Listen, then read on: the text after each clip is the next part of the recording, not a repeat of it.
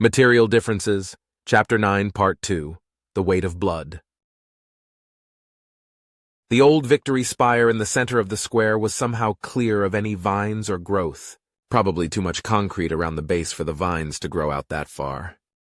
Did you ever see that? Jaeger looked over to see Max pointing at the screen oplex that dominated the block on the eastern side of the square. 48 theaters, 4 restaurants, 2 bars, and the most expensive popcorn in the known universe. There were still big faded banners and signs for the new releases just before the city got embroiled in the fighting. Masters of the Verse 3, Dynasty of Death.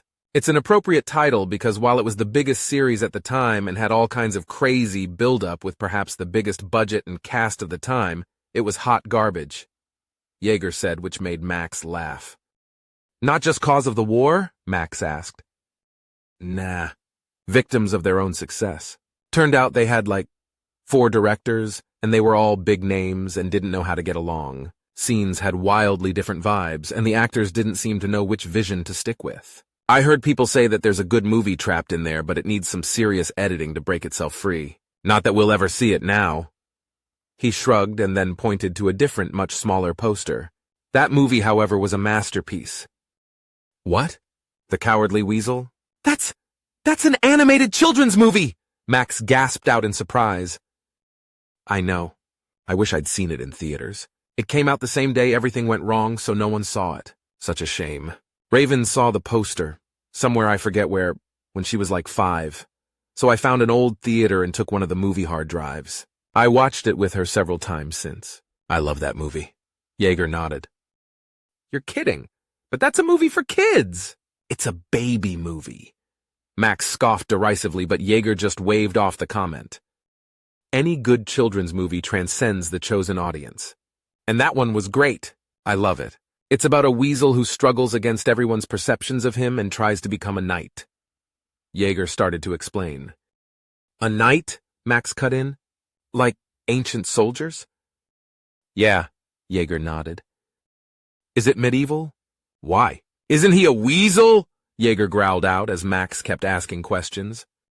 It's an animated movie. They're animals but people. It's not supposed to be scientific or anything. It's about the story. And the story has a high fantasy theme, all right? Anyway, the weasel is used to being seen as shifty and untrustworthy and cowardly. But he proves them all wrong and becomes a knight anyway and helps people out and...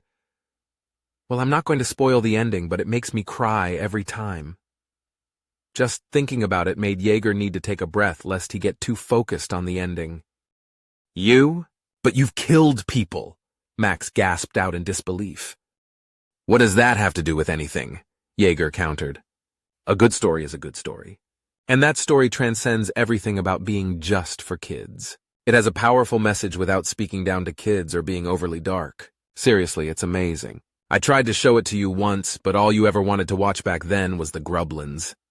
Even as he mentioned the name, Max giggled. That's not ma butt, Max quoted his favorite series as a kid, and Jaeger just rolled his eyes. I seriously need to culture-ize you. I need to expose you to more culture, he huffed out even as his son shrugged it off. This coming from the guy who used to sing the nutty song with me, Max shot back. Yeah, well, it was funny. And a person can like many things, he stressed. As they crossed the square, they came up to Mulaney Street, and he waved Max back a moment. Game face on. We're not far from the brewery. As he said that, Max nodded and their mood shifted immediately. Max finally let the suit reach up to cover his face with the armored mask, and they split to either side of the street, moving from cover to cover now quietly and quickly. Jaeger didn't like how quiet the street was. Even if the scavs weren't fighting, they almost always had music blasting. Or someone would be screaming about something. Feed a scav too many drugs and people and they went crazy quickly enough. But even as they moved further up the street between the old husks of cable cars and regular cars, they couldn't hear anything of the sort. The brewery was positioned between the Void Square neighborhood and the financial district, to draw in the crowds of shoppers and working professionals on their breaks or after work. The 3 blocks they had to walk up from the square to get to the brewery were still quiet. He kept scanning the upper floors of nearby buildings but didn't see any snipers or centaurs just like Max had said. Once they got closer to the brewery, He could see the grisly trophies and displays of the scavs all around. Bodies cut into pieces and then stitched back together, wrong-bound to cars and streetlights. There even looked to be entire human skins stapled to the outer wall of the brewery. Jaeger had killed a lot of people over the days, but never with the intent to do anything so twisted. It always made him feel uneasy. Just as they got closer to the main building, he finally saw something on his heat vision. He waved Max to stop and watched for a bit as the forms weren't human. It took a minute, but they started to spread out within the central courtyard, like they were looking for something, which was when he realized they were Ravek's bodies he was watching. Switching over to regular vision, he crept closer on the street until he could look through the main gate into the beer garden at the center. He relaxed as he saw Eyebright's fur pattern. Seemed like their search had brought them to the city. That, or they'd been found their friends, since he now counted 6 of them instead of 4 as earlier. Hang back! He triggered his internal comms rather than his speakers now, and motioned for Max to stay outside as he got up. After his trick with Spike last time, he was confident that they'd assume he was just a hologram if he walked up to them.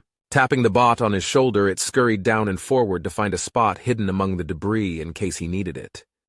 Seemed like today really was just going to be a casual walk in the city. He shifted between visions for a moment to check the positioning of the other Raveks and noticed they were clearly spread out to look for something. He didn't see any scav bodies strewn about, so they weren't the cause of their mysterious disappearance. I know I said it takes at least 5 of you to take down one Revenant, but that didn't mean you needed to go get more. As he stepped out of the gate into the courtyard, he switched back over to regular vision. Just as he did, all the Raveks snapped around to look at him, and he saw now that he was up close that this was not Eyebright. Not only that, but they all had the Crusader claw very clearly marked upon their chest armor, which, while similar to that of the Obsidian Guard, was more jagged, something he couldn't see in heat vision. They were the fanatics of the Great Schism who had stabbed humanity in the back at Eden's Shard. Crusaders despised all non-Raveks life and had a special hatred of Revenants, and he'd just walked straight up to a Crusader kill pack. The Raveks he'd mistaken for Eyebright screamed in his face as it towered over him and began to slash out immediately. The others all around the courtyard also howled as combat began, and Jaeger lifted his rifle up, smashing it against the oncoming claws of the Raveks to drive its hand away. He tried to shift the rifle around to fire, but the Raveks pressed closer, pinning his rifle between them. Then it tried to reach around to crush Jaeger in a death grip. Jaeger was in too close to pull back now, but quickly let go his rifle, and snapped a knife from his forearm as he drove it up into the Xeno's throat and into the skull from below. He could hear it gurgle as blood flowed freely from the cut and all over Jaeger's mask, but the cameras remained clear inside. The weight of the Ravex's body collapsed down on him then, as it died, and he sank back a bit, making it look like he was struggling with it, hoping the others wouldn't realize their comrade was dead.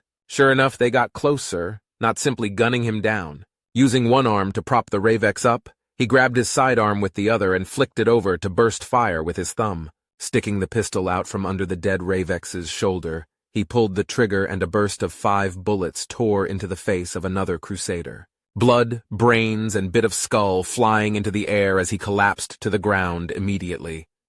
He heard one of the others scream out in battle howls to open fire and tucked his arm back in as the Ravex body he was holding got peppered with rounds.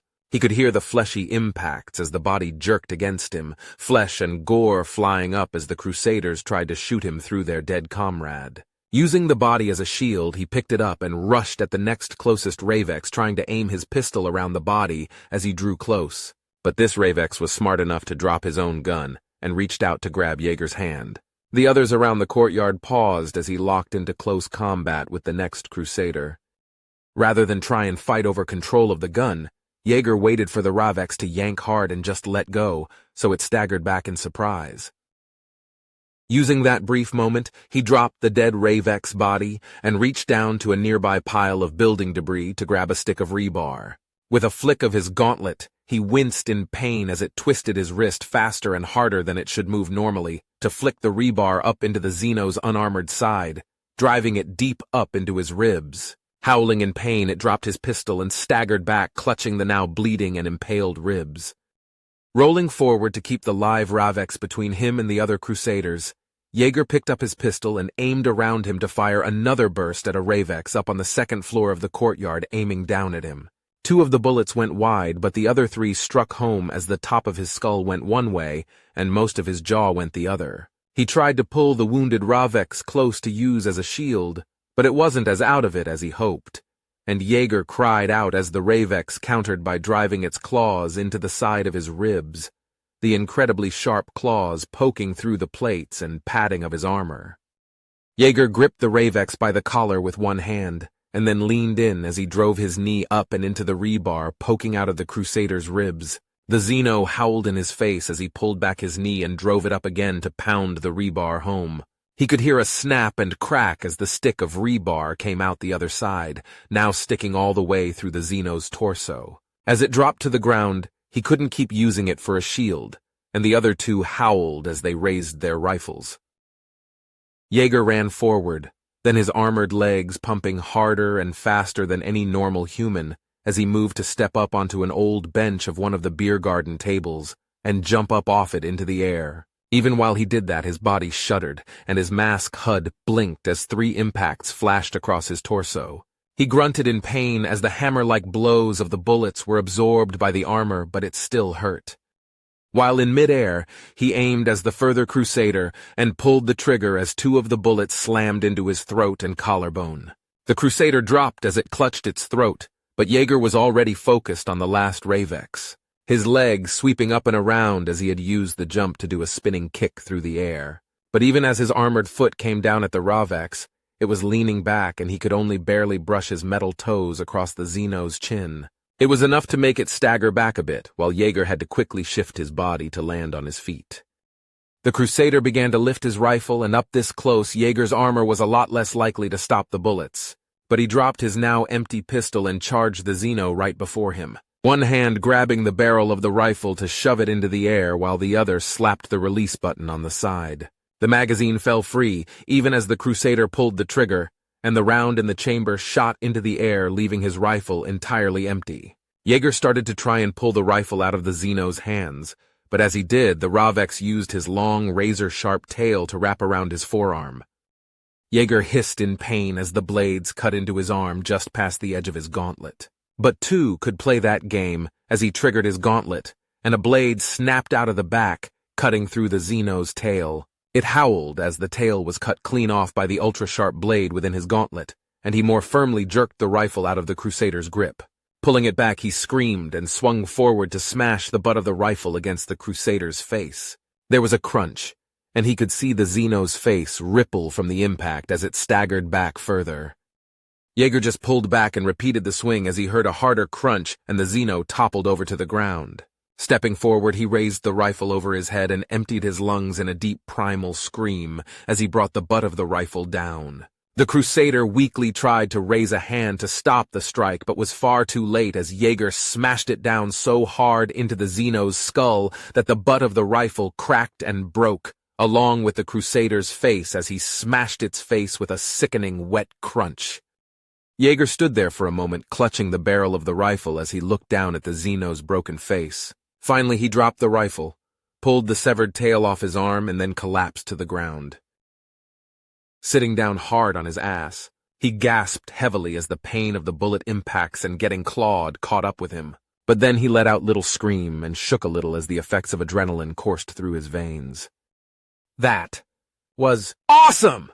Jaeger's head snapped to the side, and he was about to grab his pistol off the ground when he saw Max standing in the gateway into the courtyard. Jaeger sighed and slowly pushed himself back up to his feet, noticing a momentary tremble in his hands.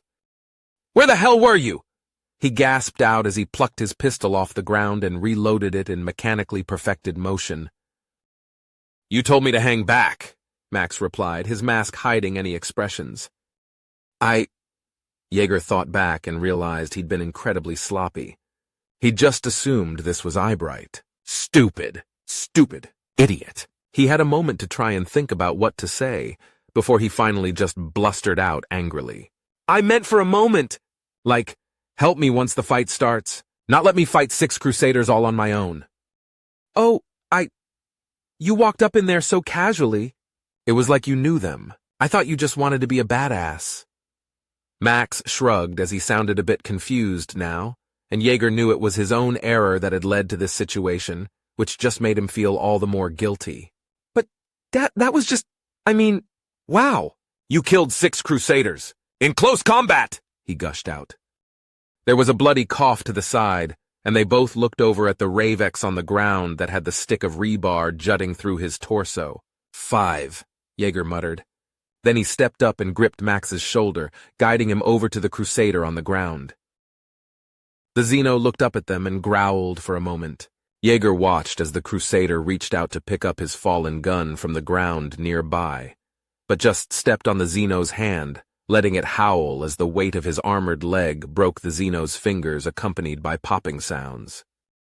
Are we going to interrogate him? Max asked, then sounding suddenly uneasy as he slung his rifle over his shoulder. There's a stick of rebar going through his body. I've likely impaled his lungs, stomach, and some other organs, I'm sure. We pull out the rebar, he bleeds to death eventually, but that alone is painful. He carefully pushed his sidearm into Max's hand then, and guided his son's hand to aim it at the Xeno's face. He's in pain. Dad, Max muttered softly, and Jaeger could hear the unease in his voice. But that all too familiar dark part of his own brain ignored it. The boy needed to learn. This is what we do for our foe. He's in pain. He is suffering. We aren't scavs. We don't torture. We give them release. A quick death. Jaeger growled out to his son as he stood beside him, still standing on the Crusader's hand. The Xeno sputtered out a few words in his own language. Curses. Anger. Threats. Hatred. He hates us. He wants us dead. All your training. It's all come to this moment. Max hesitated still, watching the Xeno on the ground try to spit a bit of blood at them. Do it! Jaeger hissed as he squeezed his son's shoulder harder. The shot rang out, echoing around the courtyard. Even as Max's shoulders slumped, Jaeger carefully pried his sidearm out of Max's hand and holstered it. He stepped off the Crusader's hand then and back towards the Crusader whose tail he had cut off. That one had looked like the leader to him. Even as he knelt down over the body to start searching him, he looked back to see Max still standing over the Crusader he'd just executed, staring at the body. Max, we still have work to do. If you need to throw up, that's normal. So is not needing to throw up. There is no reaction to what just happened that won't be normal. He would take the time to help talk his son through this, but that came later. He had hardened his mind now. He could feel that familiar presence that had lurked deep within his mind all these years. He could never get rid of it, only send it into hibernation.